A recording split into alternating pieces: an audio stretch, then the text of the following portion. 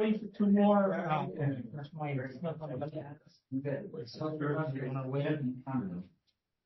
Well, if I get rain, but yeah, it's tomorrow on the team shift that actually works. Okay,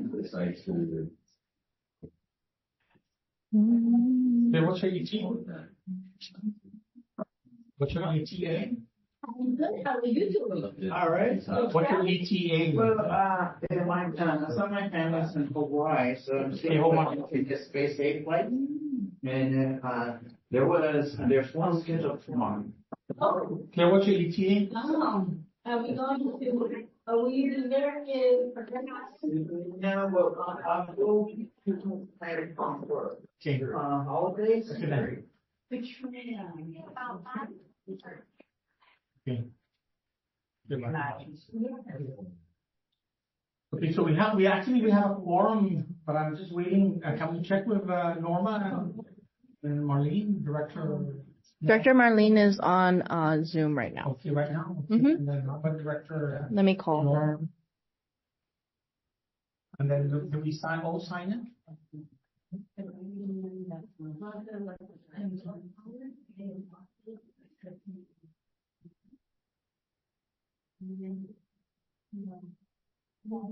Hi, Director Norma. Are you on your way?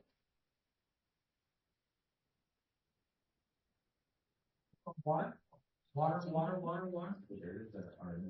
Okay. Yes. Okay. All right. Okay. Okay. Bye. So what? She said she's gonna join Zoom for now, but she's gonna be like 30 minutes. Okay. Yeah. That's good.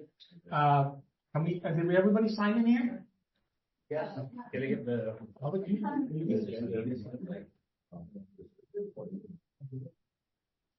Did we have the agenda? Does our advisor have the agenda? Yes, already. Michael Jordan has an agenda? Yes, I did. It's the name of Michael Jordan. I'm like, oh my God, he's a rich guy. I wish. Okay.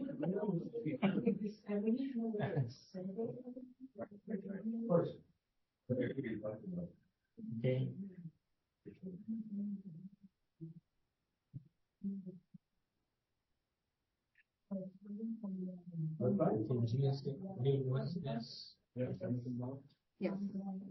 Sorry. No, you're good. Oh, yes. Well, nothing.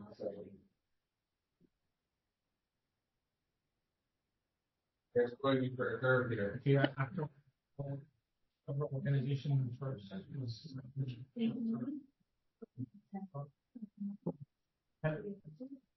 Jen, can you pass me that? Is that to call the organizer? Yep. Yeah. Thank you.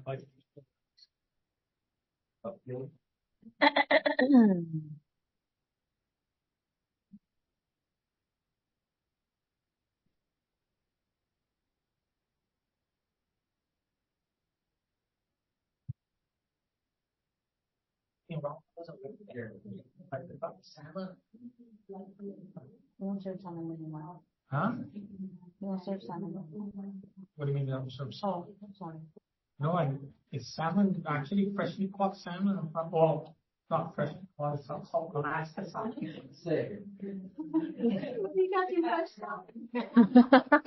I mean, it was it's salmon from Alaska, but you know, what do you call it again? It was smoked and then put in what is it, a Ziploc thing? Freeze dried? Yeah, freeze dried. Okay.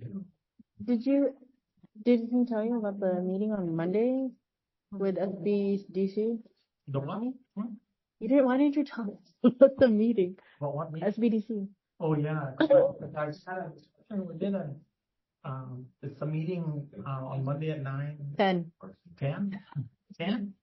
No, it's 9. 9. 10. I just followed up with him, Okay. and he said he talked to you yesterday at 10. Ready to start?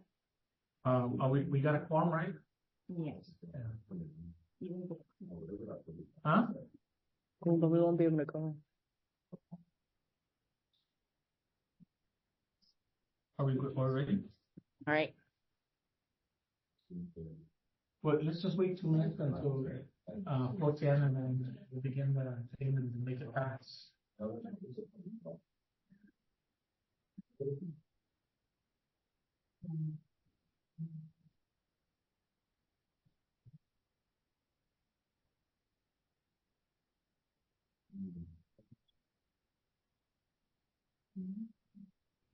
Those are legislative chair for the districts is Senator Anna. Voting Anna. So we're going to set up a meeting with them to discuss the district's aspirations and hunger from them. Did you send me that? I'll send you this. We can share this. Oh my God. Okay, wait.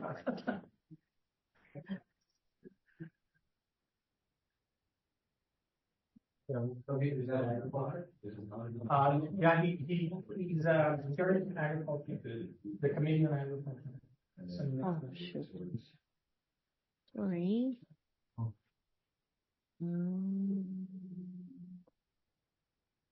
Hello? Are you outside? Where are you in the front or the back? So, are you in the front or back? Oh. Okay, I'll be there. We just have to get the turkey and that. You're abandoning us? No, I just have to get the roast back. Over there in the back one, yeah.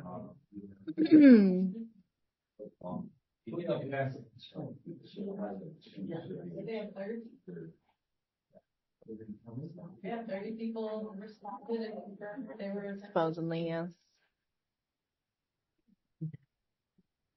Hello.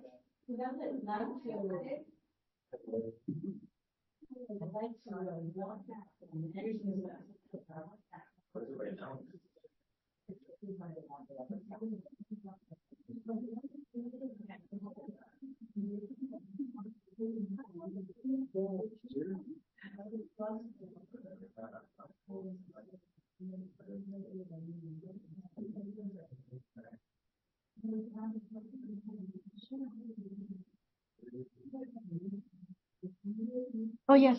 There you go. Yes, Jennifer Berry, right? Yeah, Yes. yeah, I got I'm that Savannah. Yeah, I got that email. Are you sure I'm invited? Yes, of course. Thank you. I'm like, it looks like out of the official people here. You remember me? I did remember me. Yes. How do you remember me? I remember you from one of our events, the agricultural symposium. Okay. Hey.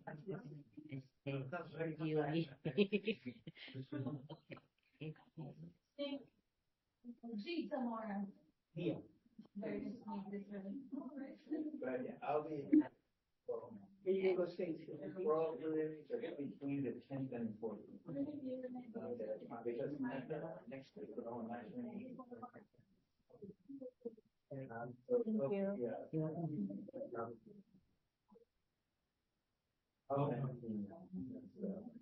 Can you sign in, please? Okay. Oh, we're gonna begin. Yeah, please sign in if you have. Oh my goodness. Please. Okay, sign in and then, Whose Yeti is that? I'm envious. the what? Chair Joe. The what? The cooler. She likes your yelling, your cooler. Can leave the ice there and stuff for. It's designed for fishermen. Huh? Hello. Fire place. Yeah. They And there's original. they can keep their fish fresh.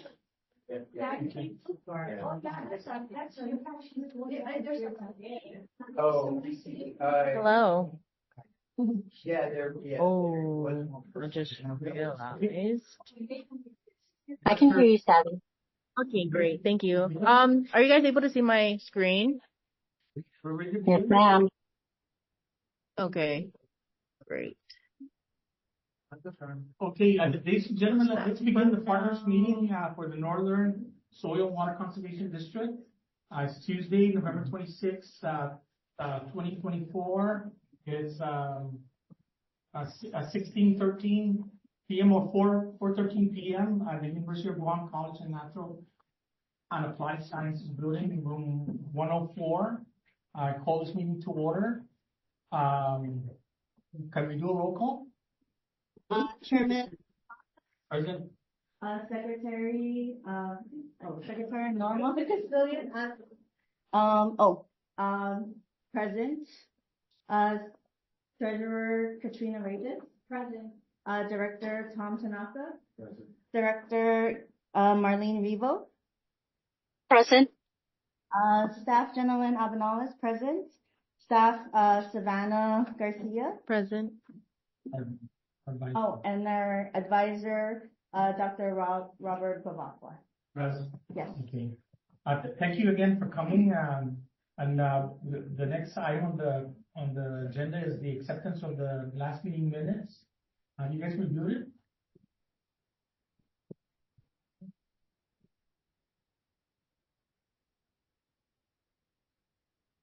Do I hear a motion to approve or to accept the minutes? I'll make a motion to accept the minutes pending. Subject to technical corrections? Okay, there's a motion on the floor to accept the minutes for August 27th, 2024, partners meeting. And it's seconded, it's made by Director Tanaka, seconded by Director Regis. Open for discussion? No further discussion? All in favor of the motion, say aye. Unanimous decision. Aye. Okay, unanimous decision. Let's move on to the next item on the agenda. Is the Northern District report. I just wanted to bring up that Senator Ada has been designated as the chair for the Agricultural Committee of the Legislature, and so he's being replaced by, or rather, is being replaced by Senator Paris, Selena Paris. Environmental is, No, agriculture is Ada. oh, Yeah. Yeah, it's Ada that's the chair. Remember I sent it to you guys? environmental is, No, environmental is Parkinson, but they're putting us under agriculture. Okay, so I just wanted to bring that up. We have several grants that have been approved and it's ongoing. The perimeter fencing grant. We have one that's it's only for an acre, and then we have one that's for 5 acres, but it's also a land restoration grant. And we're right now preparing to provide that out. One of the things that we're looking at is having the to participate in the funding of the thing. We'll pay for the materials and everything, but we're looking at the contracting. So we're trying to negotiate how much would it cost in general in terms of using that, because then we will have to move forward with getting that thing. The grant, which is 5 acres and above, right, or below, so which one? the RCPP.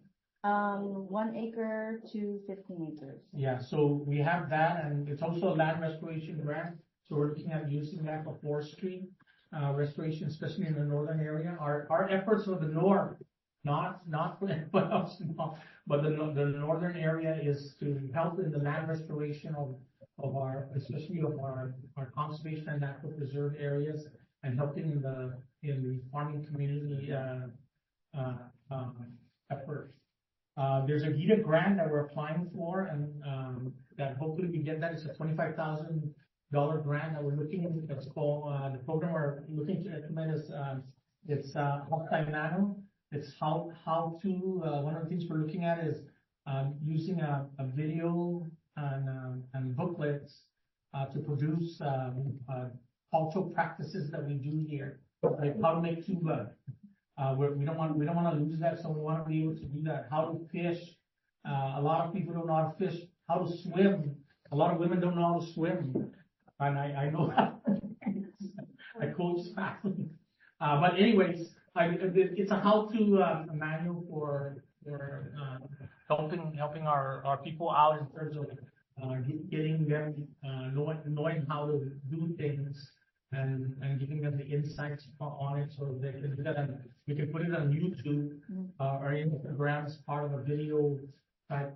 Reviving the cultural food Practice. traditions Yeah. and practices. Yeah, you know, how to cook Reggiano. Most people don't know how to cook Reggiano. It's right over there, by the way. Reggiano. And then there's an energy grant that we're looking at wind and solar energy to get. It's going to start on, it's going to be in March, but more than likely it's a Office of Insular Affairs grants, and we're looking at getting it for the farmers so that in their particular farm area, they'll be able to have lighting in their, either solar or. What? Agenda. Oh, yeah, sorry. Yeah, Director Regal is here in person. She was in Zoom. Zoom, but thank you, she's here. And then we're looking at having the next year planning for an agricultural symposium again, but making it a little bit more detailed and supplementing what we have started out. There's the educator symposium also that's happening next year, and we're looking at doing that. Let me see. We have the stewardship week coming up in February, and so hopefully we can get that going. And then the local working group, which is also coming up, and then we have an election in August, by the way. So there's an election on the board. It's every 3 years, so we're going into that. On the things that are goals for FY 2025, we're looking at the restoration project. We want to continue the workshops. An example is we just got with SBDC and we're meeting with them on Monday to give classes to farmers on different areas like what's that? Record keeping, businesses, QuickBooks, other things that can help the farmers or the agricultural industries help themselves and give them professional development. So when they go and farm or when they do something, they know how to use whatever to make it easier.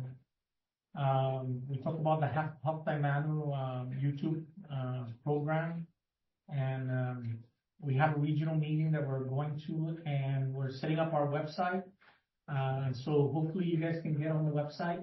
We're trying to make sure we complete our registry before August because we have to submit that to the University of Guam. The University of Guam uses that as part of the election process. So it requires bona fide farmers that are for us in the north, who live in the north and farm in the north. You have to farm in the north. You can own land in the south and you can own land in the north.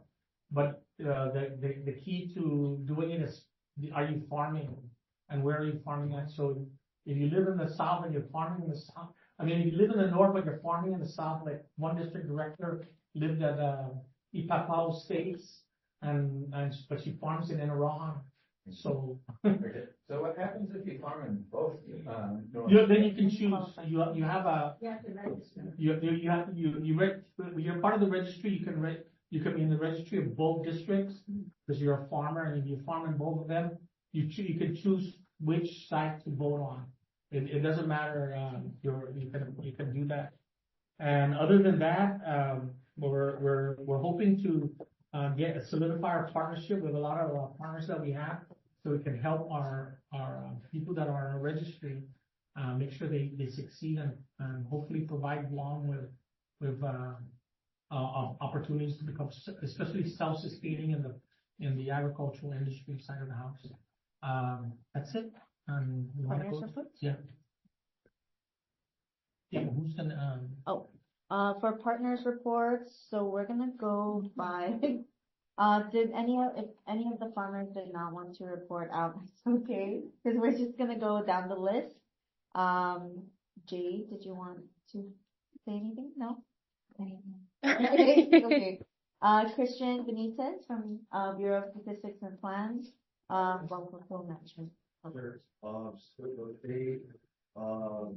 am new to the Northern Solar Water Conservation District.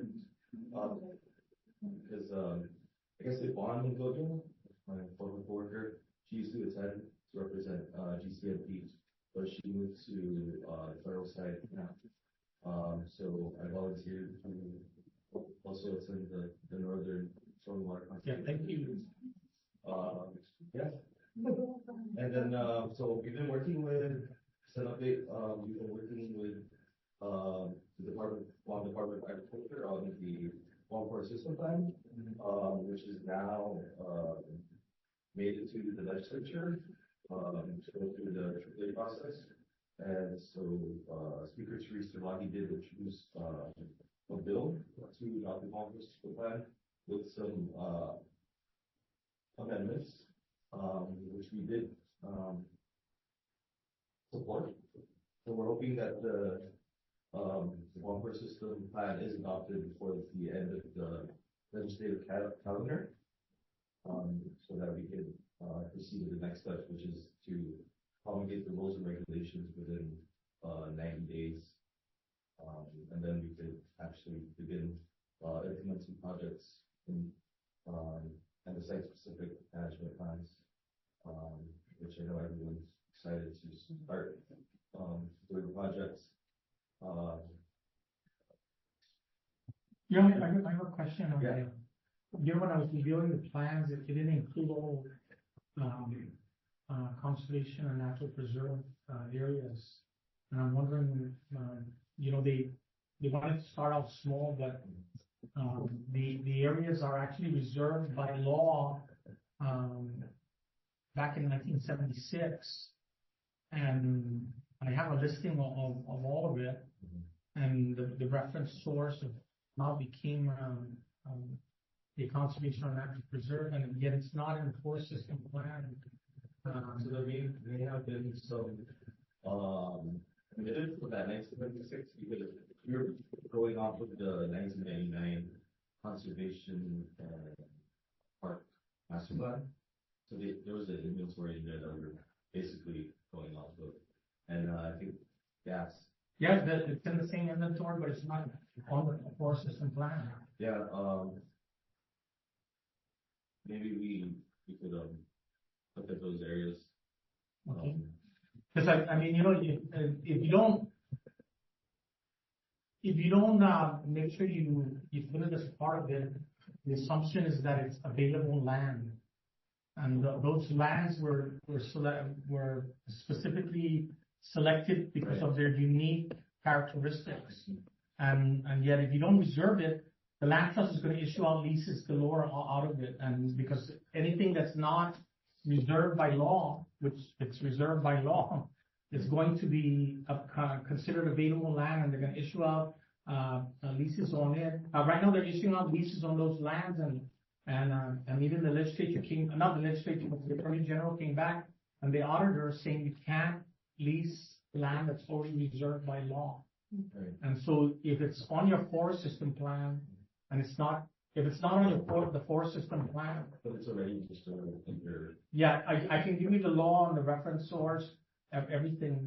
But the reason why I know is because when I worked for land management, one of the agencies that they farm me out to help support is Department of Parks and Recreation. Department of Parks and Recreation didn't really have an accurate inventory.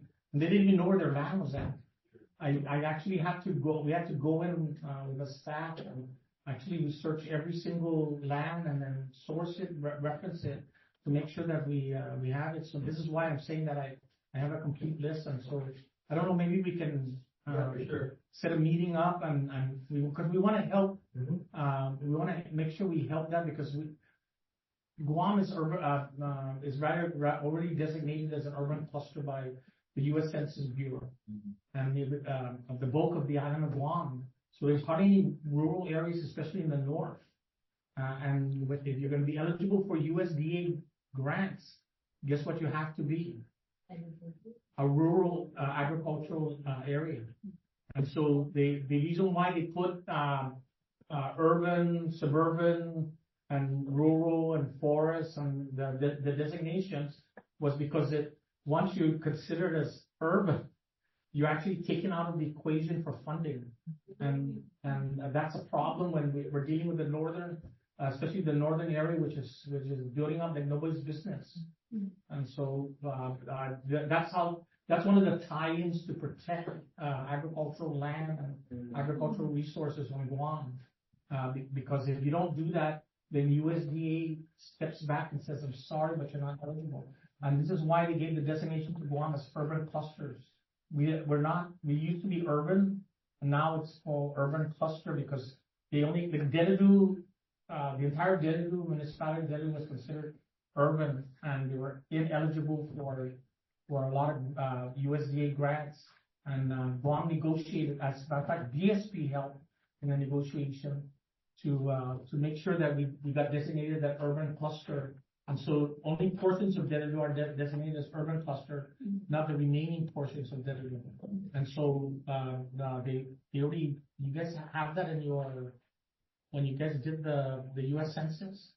Yeah, you broke it down into areas. And so we want to make sure that's covered down on it. As a matter of fact, we have the agricultural census, and so we want to cover that into the mix. But I just wanted to bring that up. Okay. Okay. That's interesting. With the Forest Service, we take a little more liberal approach.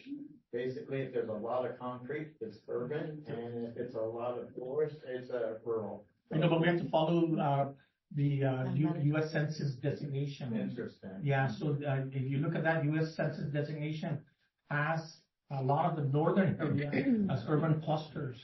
Is there a web link that Yes. can show that? As a matter of fact, you can go to BSP's web link, but you can also go into the US Census Bureau and then go into Guam, and you can look at it, and they'll give you the designation on that particular thing. And that was a major concern that we had when we did the last census. How are we going to make sure we protect our eligibility to USDA? Because Guam is not, because we have ignorant people like never mind, I don't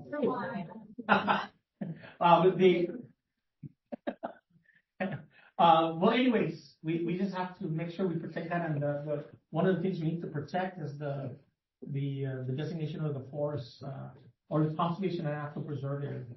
Okay. One more thing, we are assisting we're partnered with Guam EPA in March 19th, and next March of 19th meeting is scheduled for 30. Yeah. Yeah, we did send the invite to. Yes. We confirmed the invite. Yeah. Just a question. So the land designation that you're talking about, Chairman, was that considered when the final northern extent of Guam land use was prepared? No, the Guam land use was on the northern was contracted out by BSP to do a Guam land use of how they're supposed to do it. Mind you, my 40-some years in the government, it doesn't matter what you plan.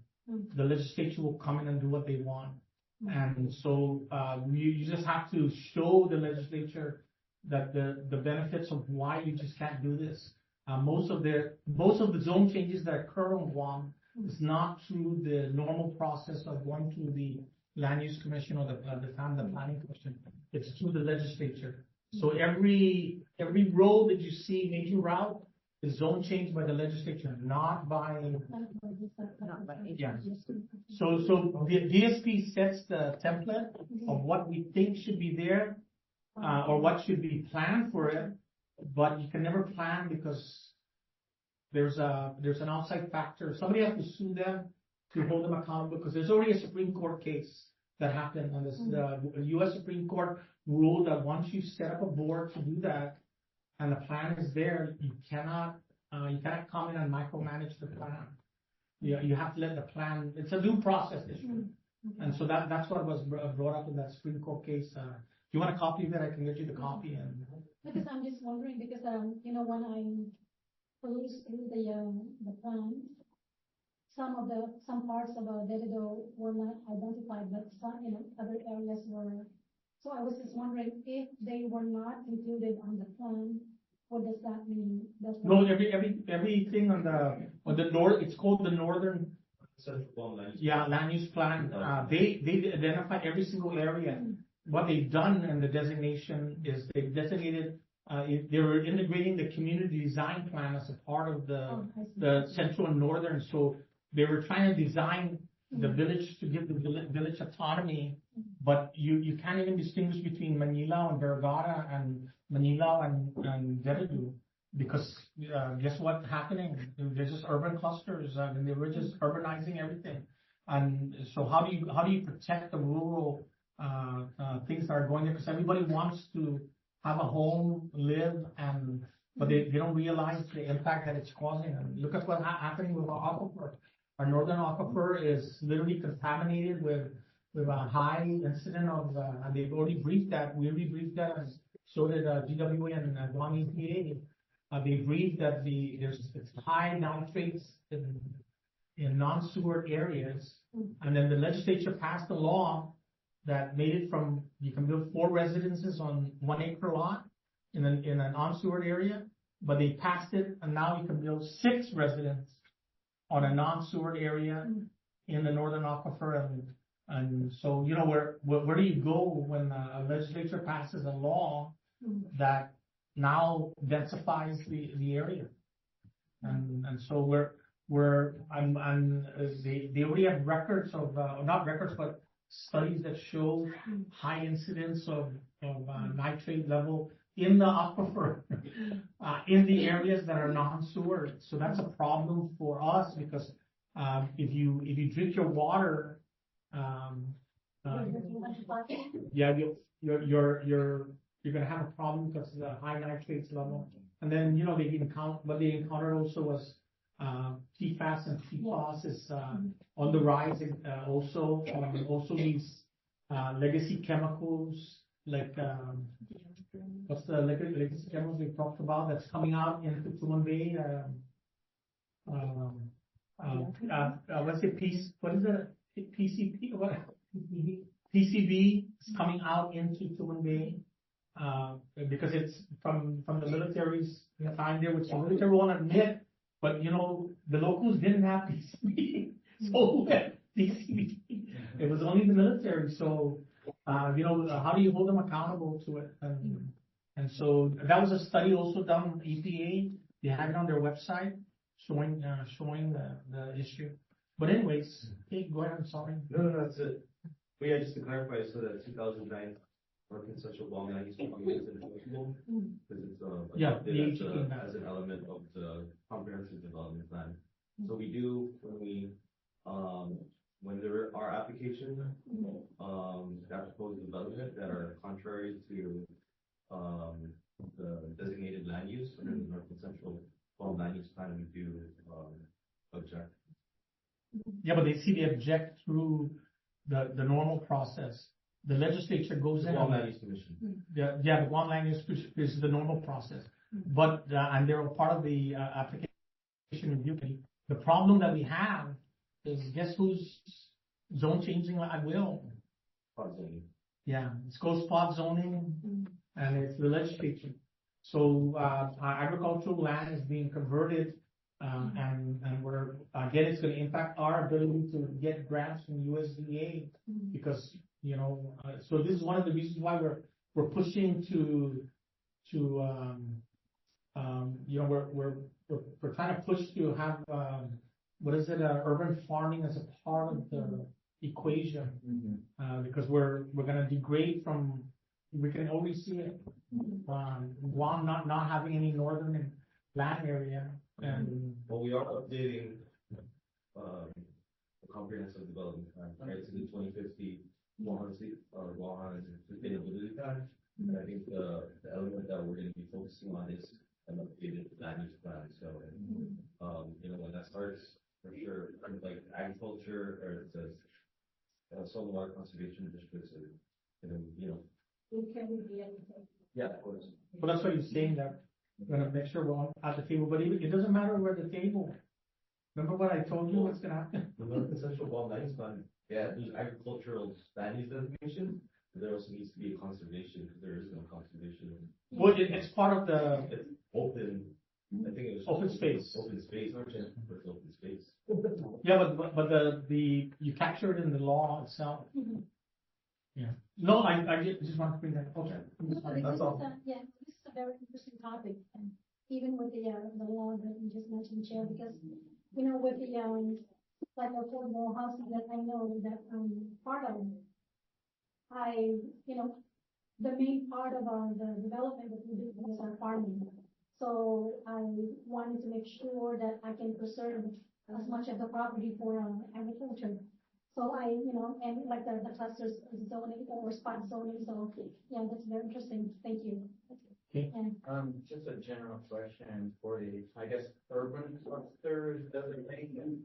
Are there any major rules that I would say anti-urban farming? And I'm talking about urban clusters. Well, what do you mean? So like You can farm in the like a urban lot area. of municipalities in the United States, they might even have restrictions that say, like, you can't have produce in your front yard, to the number of chickens, and stuff like that, that's why I'm asking about. Well, On the urban clusters, what are the restrictions? okay, so in the zoning law actually sets the parameters. It's very clear, which means it's very restrictive. And the zoning law, the current zoning law that Guam has, restricts any type of farming within R1 zones, R2 zones, commercial zones, industrial zones, which is light and heavy industrial. And so those are the zones. So if you're farming within what we want to do with USDA, especially NRCS and FSA is take that urban cluster and urban farming and take it a step further and include it as part of the mix. Like, for instance, they can do vertical farming. What's the other types of farming that deal with the, so you're using Small garden. a small garden thing, but you're producing. And under USDA, if you farm over $1,000 worth of, whatever you're producing, you're considered a farmer, a commercial farmer. And so, Guam law doesn't restrict that. It just says that in order to become a commercial farmer, now you need to produce so many of this. How many is it to become a commercial farmer? You have to have a produce. when the modified farmer application certificate, so you have a sustenance farmer and commercial. So when I first got applied for my modified farmer, I asked them to define what you mean by commercial. If you are selling, so basically you're building up to that. So for a quarter acre of property, you can have like 25 or breadfruit or whatever. But as long as every 6 months, then you submit a report. Okay, so you said when you first applied, you had 1, now you actually have 5. So that's what. Well, the bona fide farmer says you have to have so many produce. I mean, even if you're the commercial side of you're an urbanized area, you can become a bona fide farmer to that process. There's no set receipt, annual receipt that you should make, as long as you're selling that. At least that's what I was told. But the issue that we have is, how does the federal government and USDA come into the mix on an urbanized area? Because they're not supposed to play a role in urban areas.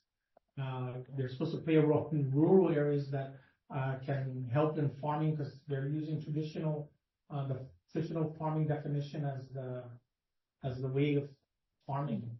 But let's just move on and because we want to eat. Okay. Anything else? Okay, good. Okay.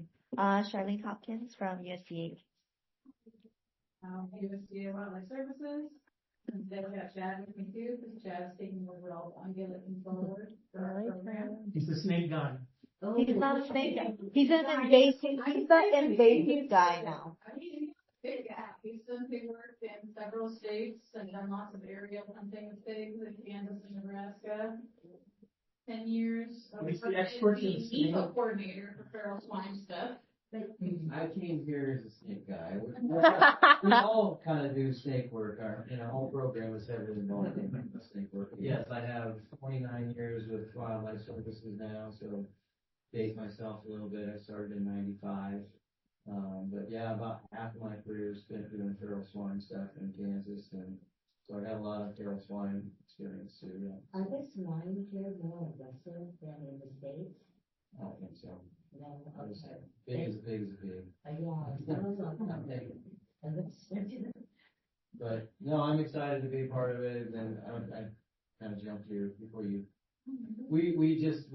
There's 4 district supervisors in our office, and myself, Charlene, and 2 others, and we just got to a place where we sort of did a shuffling of duties within our shop, and, came out on top with a big experience, I guess, and so Charlene's moving on to greener pastures and some other big projects. And so she's been doing some predator work with dogs and cats and rodents. Oh, wow. So, We need that too. yeah. Yeah, we definitely need that. Yeah. I'm still happy to be involved in what we've done. And we all still do snakes too, so. Of course. But yeah, so I'll slowly be kind of fishing my way through both districts and learning, what you guys have been up to for the last, long, and excited to be part of it. Of the program. Thank you. Well, I'm glad you're here. Now we can also involve ourselves in the snakes. Okay, let's, anything else? Uncle Charlene, Charlene. I can give our normal kind of report. Have 82 swine in quarter 4, and 19 people that were assisted. 13 properties had the 82 swine removed from them.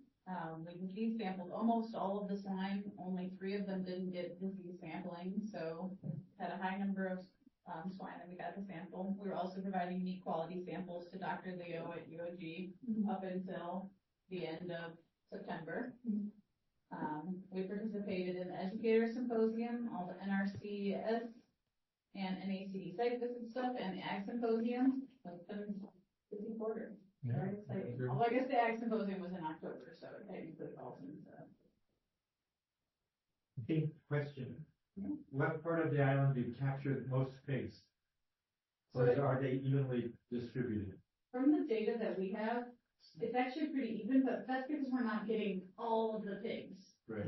Anecdotally, people will say that there are more pigs in the south. I But see them on the main. based on our data, depending on the quarter, it varies a little bit. We do tend to get the most pigs in quarter 4 and quarter 1 of the fiscal quarter, so between July and December of each year is definitely the more easy to remove pig season than January through June, based on our data over the last 5-6 years. Why do you think that is? That's a great question. Chad, Oh, your thoughts? I mean, I'm still learning everything with Guam, but I mean, it's similar to the States. I mean, you have those, you guys don't have seasons quite, 4 seasons like you do. You have kind of 2 seasons, so, there's just availability of food during more or less availability during those certain times. Yeah, and I wonder if there's some territorial behavior that goes on that way too. They're easier, most of the pigs are trapped in cage traps, so it's food driven. So sometimes the years that when there's lots of coconuts, there's lots of breadfruit, there's lots of, papaya, there's lots of mangoes, all that, So they eat papaya. avocados, all the stuff, and there's Yeah, lots of. they eat everything. Yeah, if you have a young papaya, they'll knock it over. They're in the papayas no more. Black papayas. They love them. You know, they have good taste. They. Well, I think it's largely that. It's just, on the testing that you did, what was the results? So we still have regular swine brucellosis and pseudorabies levels. They haven't really spiked or dropped or anything. So I think typically pseudorabies is about 25% of the swine have, so 1 in 4, and swine brucellosis is about 1 in 5 pigs. So like 18 to 20%. It's pretty much our standard. We still haven't found classical swine fever, and we did start testing for African swine fever, which is a hot emerging foreign animal disease that's found in lots of other countries near us, and is a big deal because it can totally change the game for how meat moves and produce, the production of livestock. But we haven't found it here yet since we started sampling, and we also looked for foot and mouth disease and haven't seen any animals that appear to have foot and mouth. But we've talked with you guys about doing some additional sampling, and I just saw your email today about wanting to pursue that, and Chad's gonna be working on that and communicating with you guys on sampling for 4 additional diseases: toxoplasmosis, trichinosis, Japanese encephalitis, and leptospirosis.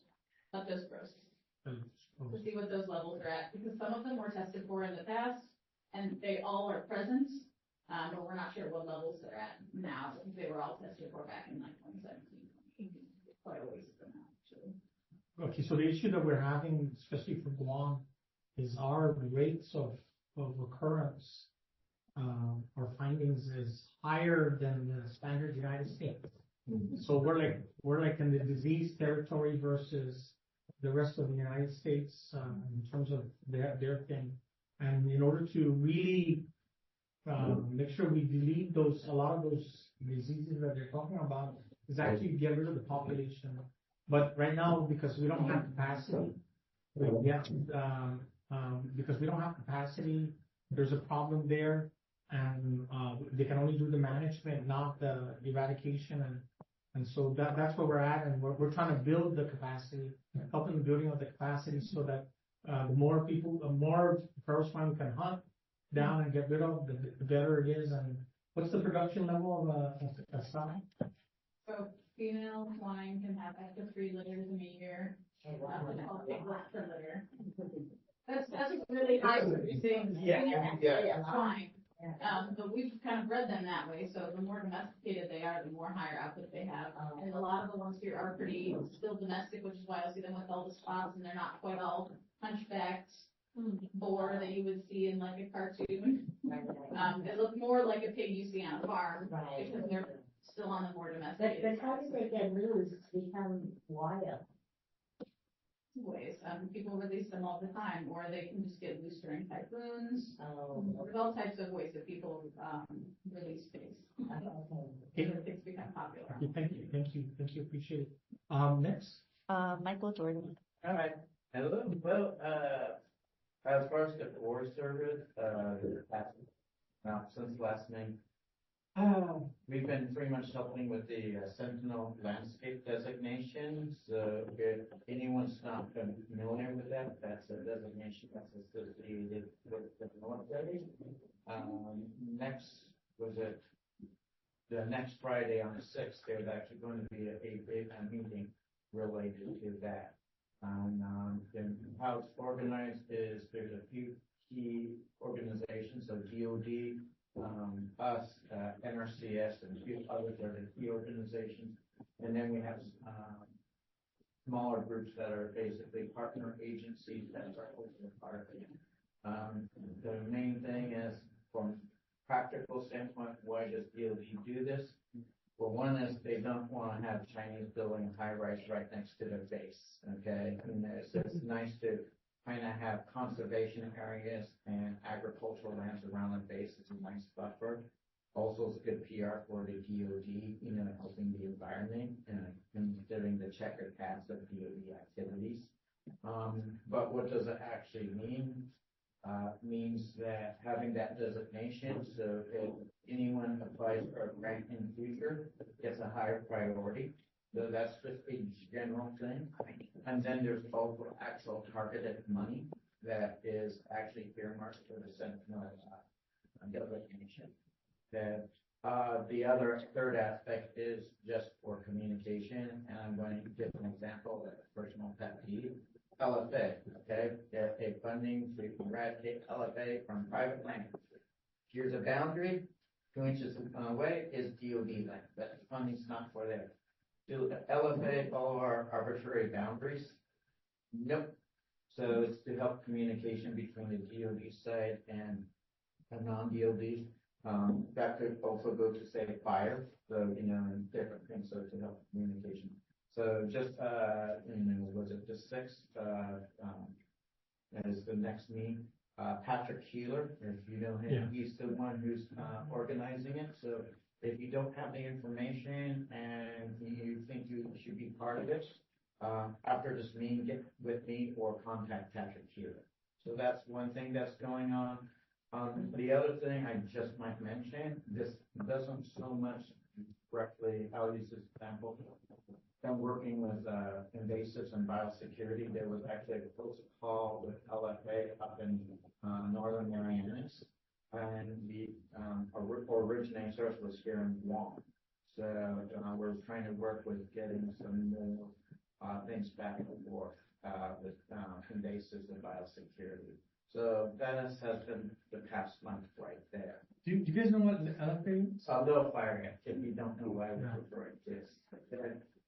And so those are just some of the things over, the past few months that has been. There's also, I might mention this, about 5 weeks ago, we had, some staff, Emily, she was our tropical nursery specialist. She came on the island along with, JB Friday. He's with, University of Hawaii. His wife is Katie Friday that manages our stewardship and legacy, grants. But she went ahead and, visited a few sites, including, Island Girl Power here at UOG and also a few other places around here in northern, I have a PDF of a tropical nurseries manual, and I actually think I just got it in the mail today. I have to actually physically get, but we also have physical copies of a tropical nursery manual. So if people are interested, get to me, and I can definitely give a PDF version, and I should hopefully have some physical copies as of today. Okay, great. And I think many of you would probably be interested in a tropical nursery bag. Okay. So. Did we give you an email? You can go ahead, yes. So after this, with that, and the other thing too, and I just might put this out, and this is for the rest of you. When I'm not busy off island, and also everyone remember I'm also in the Navy Reserve. If any farmers need any technical assistance, with agroforestry, we have, I can help out, and don't forget, but he is also, will take advantage of him, okay? So, he's having wonderful workshops and stuff, but I can also go on site and make some recommendations if I have questions. I can go ahead and, Bob can give additional recommendations. So if any farmers and stuff need some help, just message me. Okay? Great. What Okay. information on the one site now? It's December 6th from 1 to. I think it was 1 to 5, and then there is a little meet and greet networking, later on in the evening. Okay. Great, thank you. Next. Dr. Robert Babako, Yes. any reports?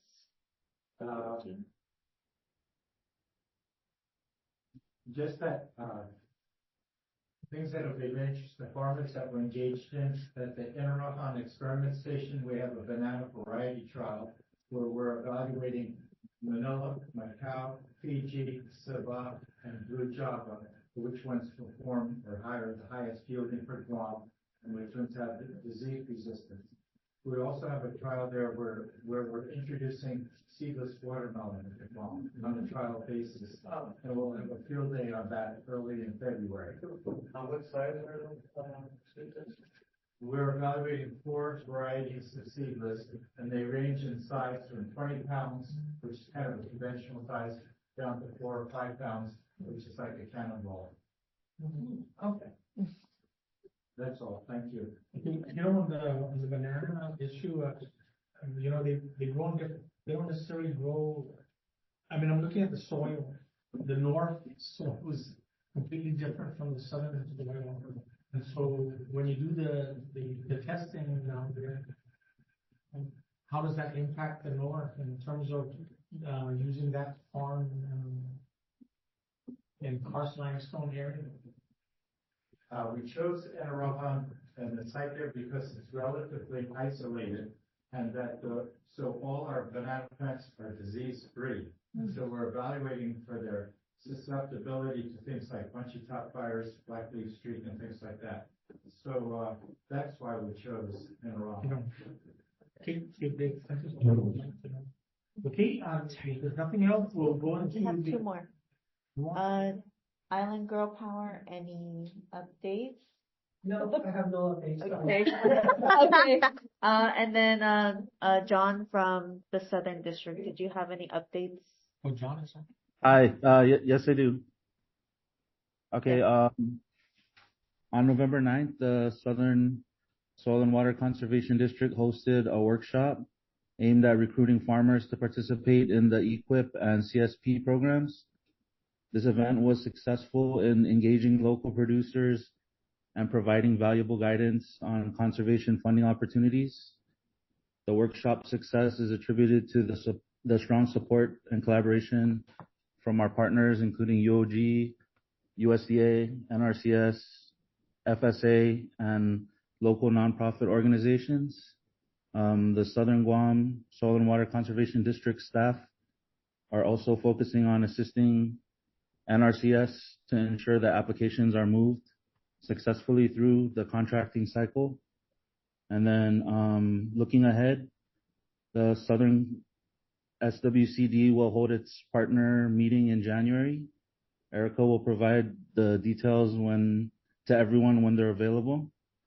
And then additionally, Southern SWCD respectfully requests to be regularly notified of the Northern SWCD Board of Directors meetings, in addition to the partner meetings notices, to ensure continued collaboration and alignment of district efforts. And we appreciate the ongoing partnership between our districts and look forward to working closely together in the coming months. That's pretty much all I have. Thank you, John. Appreciate it. Thank you. Okay, thank you. So going to old business, the perimeter fencing selection committee. One of the things we want to do is we want to make sure that although the district's involved in it and issuing it out, we want to make sure we have other experts in the area. And who are they? We would like USDA Wildlife Services, USDA NRCS, the North and Southern districts, and then we wanted one more. Yeah. I believe it was NRCS. Did I say that? Mm-hmm. Sorry. Maybe UOG? Yeah. Or US. It's for a selection committee for the grants, the fencing grant. So there's two. One is the 1 acre, which is less, and then the other one is the 1 acre to 18 acres grant, and then it's called the land, also the RCPP grant. And so maybe Dr. Bob, you want to get involved in that? So you will be definitely involved in it. Question, would it be a conflict of interest if he's the advisor? I mean, maybe it could be open. Because he's the advisor, he's representing the UOG, CNES, and he'll know the issue. He doesn't set the, what is it, because Evaluation criteria? Yeah, so ultimately the board has to be the one to approve that. So even though he's an advisor, he works for CNES. We're not going to gig him for the advisor. Right. And this was for fences? Yeah. Fencing, it's meant to keep the feral swine outside of the area that they need to farm. And is it also for the deer too, in addition, or just mostly the swine? It's mostly geared to the Swine. to the feral swine issue. Okay. We can hunt deer down easy, and The reason why I was asking about deer is particularly for, reforestation efforts and any young seedlings. Deer definitely play a major role in content. but that'll be under the RCPP more than likely, Okay. not the acre and below. Okay. I'm sorry, that missing organization was Department of Agriculture. We'll formally send invites. Okay. If there's what do you want to do with this perimeter fencing selection committee? We've already decided on that, right? Okay. We'll move on. Any public comments that we need to, anything? If there's no other thing, any motion? Our next meeting is February 25th, 2025. So our outreach and Okay. so I bumped into one of the associate for marketing.